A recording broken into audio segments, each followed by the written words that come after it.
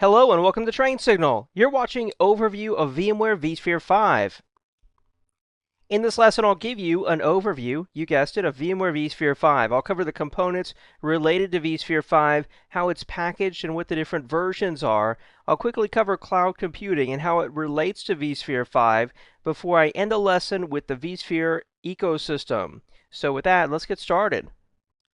It's very likely that if you're using this training course on vSphere 5, you already have a good idea of what vSphere 5 is. But let me quickly give you a few bullets about what vSphere 5 is and is not. First off, vSphere 5 is a virtualization hypervisor and associated suite of products. vSphere includes ESXi, and it's sold in kits or a per-socket license. vCenter is sold separately, but typically it's required, and I would say 99.999% of people out there, if they bought vSphere or ESXi, they're also using vCenter. It just makes sense. It's not completely required, but to use most of the advanced features that you're buying vSphere to use, you really need vCenter. So pretty much everyone out there buys vSphere, and then they buy vCenter. In fact, these kits that I'm talking about that vSphere is also sold in includes vCenter. As I pointed out, ESXi is part of vSphere, so you can't just buy ESXi.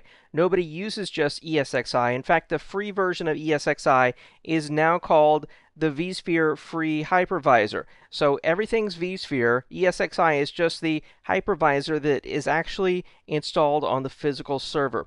Now, new with vSphere 5, there is no more ESX server, it's only ESXi server.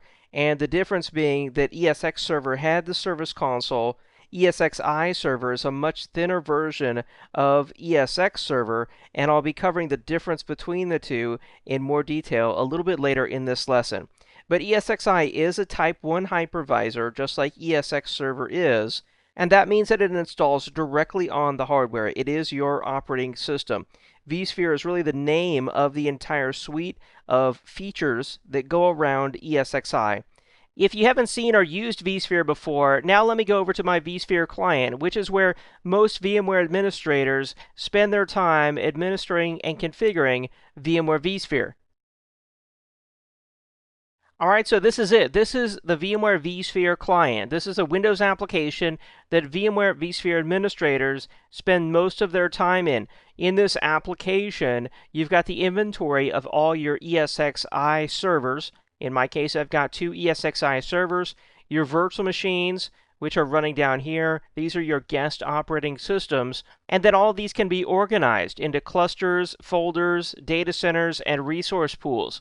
If we go to the home screen, you can see I was in the hosts and clusters inventory, but there's a lot more things you can do in here, such as configure data stores, data store clusters, networking, templates, roles, users, licensing, view system logs, manage scheduled tasks, events, view maps, host profiles, virtual machine storage profiles, and even use solutions and applications down here, which are based on plugins that you add in to the vSphere client. For example, I have VMware Data Recovery, which is a backup and virtual machine recovery application included with most editions of VMware vSphere. But in all honesty, most admins spend their time here in the host and clusters inventory, where you can control ESXi servers. Here I can shut down, restart, reconfigure this ESXi host, and then I can also do the same thing to virtual machines as well as access their console. And then I can do the same thing to virtual machines, such as access their console. So there we're looking at the console of my vCenter 5 virtual machine running in Windows 2008 Server as the guest operating system. So now that I've given you a quick taste of what the VMware vSphere client looks like when it's connected to vCenter, managing ESXi servers and virtual machines using vSphere 5. So now let's go back to our slides and learn a little bit more. There's a lot of different components that make up vSphere 5. I talked about ESXi, that's what's loaded directly on your physical servers. There's vCenter, which is a Windows application, or new with vSphere 5, it can actually be used as a Linux-based virtual appliance. There's the vSphere client, which is what we were in just a second ago, that you'll use to manage your vSphere virtual infrastructure. There's even a new web-based version of that I'll be showing you off in a later lesson in this course. Then there's features like vMotion, Storage vMotion, Distributed Resource Scheduler, the new feature in vSphere 5, Storage DRS. There's DPM, which is Distributed Power Management. There's VMHA, VMware High Availability, Fault Tolerance.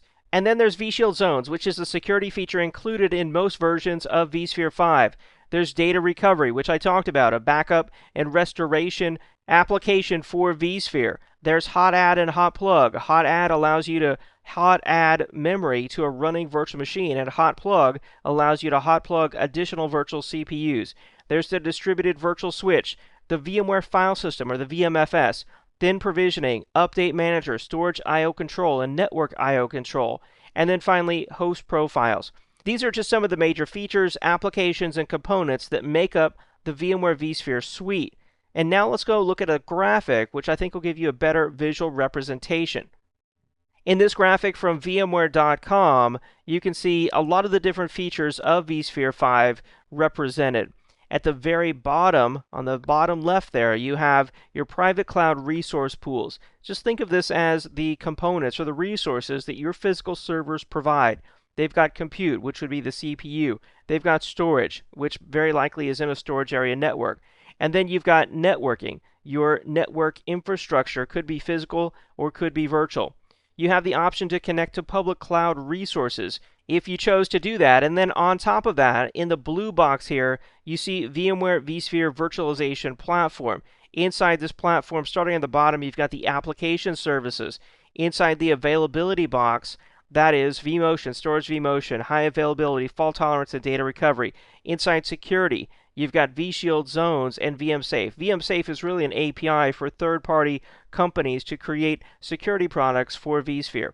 Then you've got scalability with features like DRS or Distributed Resource Scheduler and Hot Add. Above that, you've got the infrastructure services. In the compute box here, you've got ESXi, which is the hypervisor that you install on the physical server. Then DRS and DPM and memory over commitment, which is a unique feature of VMware vSphere that allows you to use more memory than what you have thanks to unique memory management capabilities inside the ESXi hypervisor. You've got the VMFS, thin provisioning, storage I/O control, and then under network, the distributed virtual switch and network I/O control. Above that, the VMware vCenter server is what's managing the VMware vSphere virtual platform. And then above that, you've got VMware vCloud Director in the green box. That's VMware's optional private cloud or public cloud software solution that would manage the virtual infrastructure, providing you insight across all of your virtual infrastructures, as well as giving your end users self-service capabilities. Of course, that's an optional piece that I would say most virtual infrastructures today aren't using, but it's gaining popularity. And then on top of that, up here, you've got desktop virtual infrastructure with VMware ThinApp and VMware View. And then you've got your applications running inside virtual machines that are running on top of vSphere. You've got future applications like Cloud Foundry and the VMware vFabric. These are all software as a service or development applications offered by vSphere. And then on the right-hand side here, you've got application management, such as VMware vCenter AppSpeed, and then virtualization and cloud management with VMware vCenter Operations, vCenter Site Recovery Manager, Capacity IQ, Chargeback, Configuration Manager, Service Manager, and VMware vCenter Orchestrator. So what this really is this is laying out every possibility, really, that VMware offers for your virtual infrastructure. So I don't want to give you the idea that vSphere contains all of this. vSphere is really in this blue box right here, the VMware vSphere Virtualization Platform. You've got ESXi as the hypervisor, along with these variety of features here included in the different boxes. On top of that, you've got VMware vCenter. And in this training course covering vSphere 5, we'll be focusing on really ESXi, the features of the vSphere Virtualization Platform, and then what the VMware vCenter server can do for you. Look for other courses from TrainSignal that cover things like VMware ThinApp, VMware View, vShield, and vCloud Director. Moving on, let's talk about how vSphere is packaged and what the various versions are.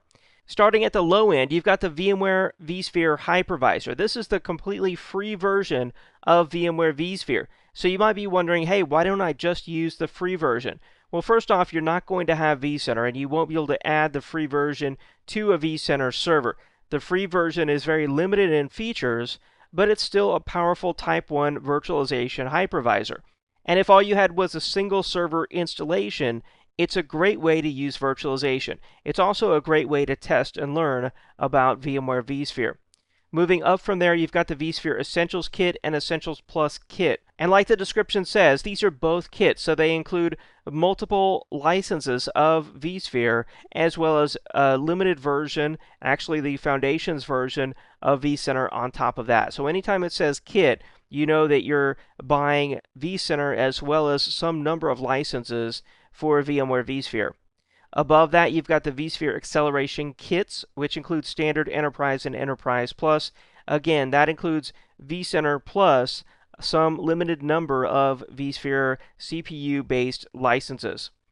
Moving down the list there, you've got vSphere. You can just buy vSphere without vCenter, and it's sold on a per CPU socket basis, and each edition of vSphere comes with a specific amount of VRAM entitlement. You should also note that the advanced version of vSphere is no longer available in vSphere 5. So if you're buying any of those editions of vSphere, you should also buy vCenter on top of that. You'll really need to buy vCenter on top of that. And there's two versions of vCenter. There's the Foundations version that includes the management of up to 3 ESXi servers, and then there's the standard version, which has more of an unlimited number of ESXi servers that can be managed. Before we move on, let me take you over to a web page that compares what features are available in the various vSphere versions or editions. Let's compare the difference between vSphere 5, Standard, Enterprise, and Enterprise Plus. If we scroll down here, you can see that each one of these is entitled to one CPU. So when you buy a single license of vSphere Standard, you're entitled to use it on one physical CPU socket. Now that socket can actually have an unlimited number of cores inside. But when it comes to VRAM, you're entitled to 24 gigabytes of VRAM for vSphere 5 Standard, 32 gigabytes of VRAM for Enterprise, and 48 for Enterprise Plus. Now, I'm going to have a whole separate lesson on vSphere 5 pooled pricing, but I want to point out that these are pools of VRAM entitlements. So let's say that you had a 2-socket CPU server, so you bought 2 vSphere 5 standard licenses. So you would actually have 24 gigabytes times 2. And then if you had multiple servers, all the RAM from each server would be put into a pool, and then every time a virtual machine was configured and then powered on, the RAM configured for that virtual machine would be subtracted from that pool that you're entitled to use. And then if you powered on so many virtual machines that were configured with more RAM than what the entire pool offered, then you would be violating your end user license agreement.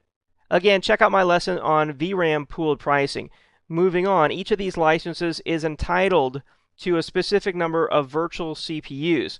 For example, you can have up to an 8-way virtual machine with vSphere 5 Standard, but up to a 32-way virtual machine with vSphere 5 Enterprise Plus. Keep in mind that vCenter is sold separately, so here you're just licensing a CPU socket license of vSphere. You're not getting vCenter at all. You have to purchase vCenter separately. Scrolling on down, features like thin provisioning, update manager, data recovery, high availability, and vMotion are available in all 3 of these editions. But when you get down to a certain point here, it's Enterprise that's going to have features like hot add, vShield zones, fault tolerance, storage vMotion, and distributed resource scheduler. Then when you get to that point, it's only Enterprise Plus that has storage I/O control, network I/O control, distributed switch, host profiles, the new auto deploy, the new storage DRS, and the new profile-driven storage. So these last few new features here, these last 3 new features are only available in Enterprise Plus. However, you should know that for testing and learning about VMware vSphere, you can download a free 60-day evaluation of VMware vSphere Enterprise Plus that includes VMware vCenter Standard. So you can use all the features in this list unlimited for up to 60 days while you're evaluating and learning about VMware vSphere. So with that, let's go back to our slides. And if you'd like to get the specifics about VMware vSphere pricing, visit vmware.com/products/vSphere/pricing.html. With that, let's move on and talk about cloud computing. Since you're interested in learning about VMware vSphere, it's also very likely that you're interested in cloud computing. And at this point, you may be wondering how cloud computing fits in with VMware vSphere. Over the last couple of years, VMware has become one of the largest proponents of cloud computing out of any software manufacturer out there, and they market their VMware vCloud products heavily. Those products include VMware vCloud Director, or VCD, which you saw in an earlier graphic. This is actually the management platform that goes above VMware vCenter, and it manages multiple vSphere infrastructures, and those infrastructures could be internal clouds, they could be external clouds, or you could even have a federation or a hybrid cloud that connects the two together. On top of that, there's vCloud data center providers. This is a short list of public cloud providers that use VMware vSphere and the vCloud Director. And those would be the types of providers that you would most likely be able to create a hybrid cloud with, assuming you're using vSphere and vCloud Director in your internal or private cloud. Another third-party service offering that's been blessed by VMware is vCloud Express. This is a pay-as-you-go public cloud computing offering where you can give them your credit card and then you're only charged for the cloud computing resources that you use. So you can run virtual machines that are running on top of vSphere in the service provider's public cloud. There's vCloud Request Manager, which is really a workflow tool that allows end users to create requests for virtual machines in your private cloud virtual infrastructure. And then there's the vCloud API, which is a programmatic interface that third-party software companies can use to write programs that work with VMware's vCloud products. So just remember that VMware vSphere sits at the lowest level, which includes VMware ESXi running directly on the physical server. vSphere is that suite of products that includes a wide range of features and applications. It's all managed by VMware vCenter, but cloud computing doesn't come into play until you install VMware vCloud Director, which would sit on top of vCenter and create a private or a public cloud. From here on out, we really won't be covering cloud computing or vCloud Director very much, but keep those products in mind for the future, because once you get your vSphere infrastructure up and running, keep an eye out for training products from TrainSignal covering cloud computing and VMware vCloud Director. And here in the last slide of this vSphere 5 overview, I want to quickly mention the VMware ecosystem. When someone asks me which virtualization hypervisor they should learn about, I tell them that they should learn about VMware vSphere because VMware has created the most amazing and powerful ecosystem around their product line, and that's truly what makes it so successful. Absolutely, it has great features, and VMware does a great job supporting it, but it's the entire ecosystem around the product that makes it so popular and makes it such a success. The VMware ecosystem is strong. It includes hardware vendors, consulting companies, VMware View partners, virtual appliance partners, third-party software companies, bloggers, community members, book authors, training providers, and then there's even all the leaders of VMware user groups around the world. Every one of those different types of people and organizations is all working together to learn about VMware vSphere, test it, implement it, promote it, educate people on it, and help others to learn about it. And by doing that, that's what makes VMware vSphere such a tremendous success. And I honestly believe that once you learn about VMware vSphere and try it for yourself, I think you'll fall in love with it just as much as I did, and then you'll want to be part of this vSphere ecosystem or VMware ecosystem and serve in some capacity. It could be working for a consulting company. It could be working for a third-party software company. You might want to start your own blog or write a book or even speak at your local VMUG. There's a lot of great ways to contribute to the VMware ecosystem and give back to this community that I think you'll find is going to be so valuable to you as you learn more and more about VMware vSphere.